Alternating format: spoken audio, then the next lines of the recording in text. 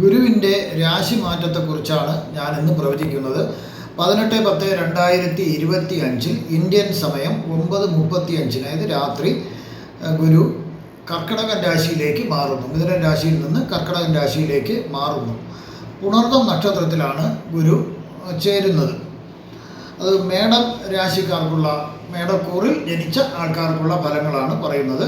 ഉദ്യോഗസ്ഥർക്കും പൊതുപ്രവർത്തകർക്കും ചില സമയം മോശമായിട്ടാണ് കാണുന്നത്. ഗുരുവിൻ്റെ രാശിമാറ്റം പല കഷ്ടതകളും ദേഹോപദ്രവങ്ങളും ഏൽക്കുന്നതിനുള്ള ഒരു ഇത് കാണുന്നുണ്ട്. അതുകൊണ്ട് ശ്രദ്ധിക്കുക.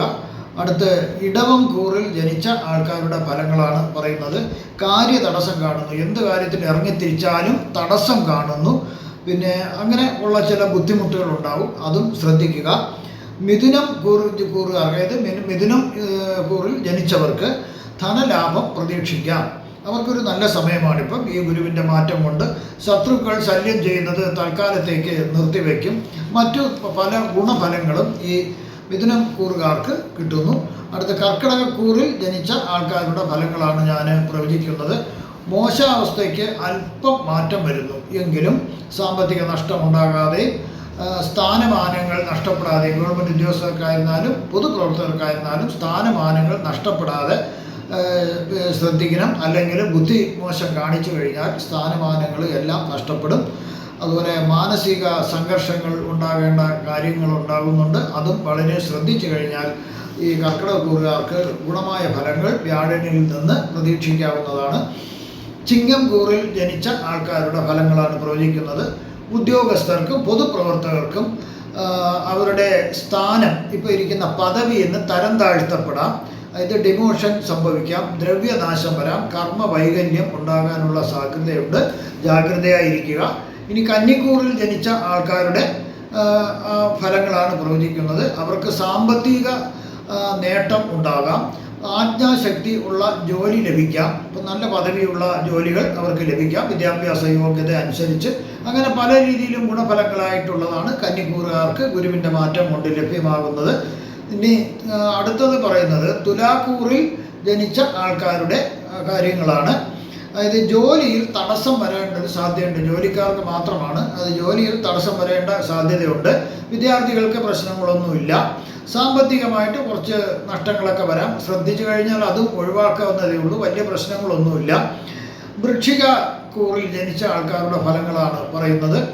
ധനലാഭം വരാം, ഭാര്യാസുഖം, പുത്രന് ഗുണപരമായിട്ടുള്ള കാര്യങ്ങൾ ലഭിക്കാം, നല്ല ജോലി ലഭിക്കാം, അല്ലെങ്കിൽ നല്ല വിദ്യാഭ്യാസം ലഭിക്കാം, നല്ല മാർക്ക് ലഭിക്കാം, വിചാരിച്ച കാര്യങ്ങൾ സാധിക്കാം. അധികാരമുള്ള ഒരു ജോലിയിൽ പ്രവേശിക്കുന്നതിനും വൃശ്ചികക്കൂറുകാർക്ക് സാധിക്കുന്നതാണ്.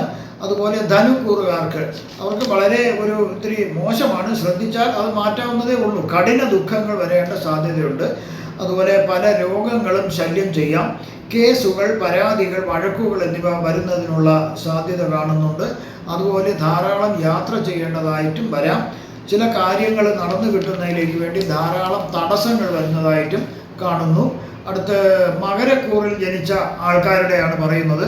ബുദ്ധി സാമർഥ്യം, യുക്തി എന്നിവ ഉണ്ടാകാം. എന്ത് കാര്യം ചെയ്യുന്നതിലും ബുദ്ധിപൂർവവും യുക്തിപൂർവവും ഒക്കെ ആലോചിച്ച് ചെയ്യുന്ന ഒരു സമയമാണിത്. അത് അവർക്ക് പല കാര്യങ്ങളിലും നേട്ടങ്ങളുണ്ടാകാം.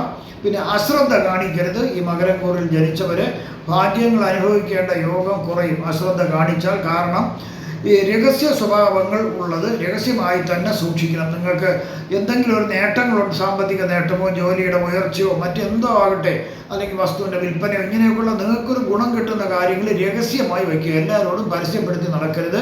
ആ കാര്യങ്ങൾ നടക്കാനുള്ള സാധ്യത കുറവാണ്. അങ്ങനെ പരസ്യപ്പെടുത്തിയാൽ അതെല്ലാം രഹസ്യമായി വയ്ക്കുക. കുംഭക്കൂറിൽ ജനിച്ച ആൾക്കാർക്ക് എല്ലാവിധ സുഖ സമ്പൽ സമൃദ്ധിയും ആയുസാരോഗ്യ സൗഭാഗ്യങ്ങളും ഭഗവാൻ നൽകുന്നതായിട്ടാണ് കാണുന്നത്. വീട്ടിലേക്ക് ആവശ്യമുള്ള ഉപകരണങ്ങളും കാറും അങ്ങനെയുള്ളതൊക്കെ വാങ്ങാനും, ചിലപ്പോൾ ഒരു വീട് വാങ്ങാനോ അല്ലെങ്കിൽ വീടിന് ഇടം ഉള്ള സ്ഥലം വാങ്ങാനോ അവർക്ക് ഭാഗ്യം ലഭിക്കാം. സ്വർണം, വെള്ളി മുതലായ ലോഹങ്ങൾ വാങ്ങുന്നതിനും അവർക്ക് ഭാഗ്യം ലഭിക്കും. പക്ഷേ ഇതെല്ലാം രഹസ്യ സ്വഭാവമുള്ളത് രഹസ്യമായി തന്നെ സൂക്ഷിക്കുക. കാര്യം നടന്നതിന് ശേഷം ആൾക്കാരോട് പറയുക, അല്ലെങ്കിൽ നടക്കാനുള്ള സാധ്യത കുറയും. മീനം കൂറിൽ ജനിച്ച ആൾക്കാരുടെ കാര്യങ്ങളാണ് പറയുന്നത്, ഫലങ്ങളാണ് പറയുന്നത്. നാൽക്കാലി വളർത്തി അതിൽ നിന്ന് പാല്, ഇറച്ചി മുതലായ ഉൽപ്പന്നങ്ങൾ വിറ്റ് ലാഭം ഉണ്ടാക്കുന്ന ആൾക്കാർക്ക് നല്ലൊരു സമയമാണ്. അവർക്ക് ഒരുപാട് ഗുണങ്ങൾ കിട്ടും.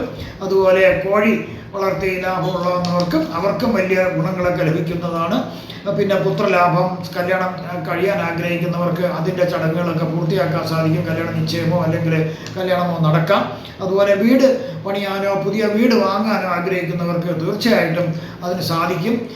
ഇതിൽ മോശഫലങ്ങൾ ഞാൻ പലതും പ്രവചിച്ചിട്ടുണ്ട് പല കൂറുകാർക്കും. പക്ഷേ ഇപ്പം ഗുരു കർക്കിടക രാശിയിൽ നിൽക്കുന്നത് കൊണ്ട് അങ്ങനെ വളരെ ഒരു ഭീതി ജനിക്കുന്ന മോശഫലങ്ങളൊന്നും ഉണ്ടാകില്ല. എന്നാലും സാമാന്യ മോശഫലങ്ങൾ ഉണ്ടാകാൻ സാധ്യത കാണുന്നുണ്ട്. എല്ലാവർക്കും സർവ്വവിധ സുഖ സമ്പൽ സമൃദ്ധി ദീർഘായുസ് ആയുസ് ആരോഗ്യ സൗഭാഗ്യങ്ങളും ഞാൻ പ്രാർത്ഥിക്കുന്നു. നിങ്ങൾക്ക് ഭഗവാൻ നൽകുമാറാകട്ടെ എന്ന് പ്രാർത്ഥിക്കുന്നു. അതുകൂടാതെ ഈ ഗുരുവിൻ്റെ മാറ്റം നിങ്ങൾക്ക് എല്ലാവിധ ഐശ്വര്യങ്ങളും നൽകട്ടെ എന്ന് ഞാൻ പ്രാർത്ഥിക്കുന്നു. നന്ദി, നമസ്കാരം.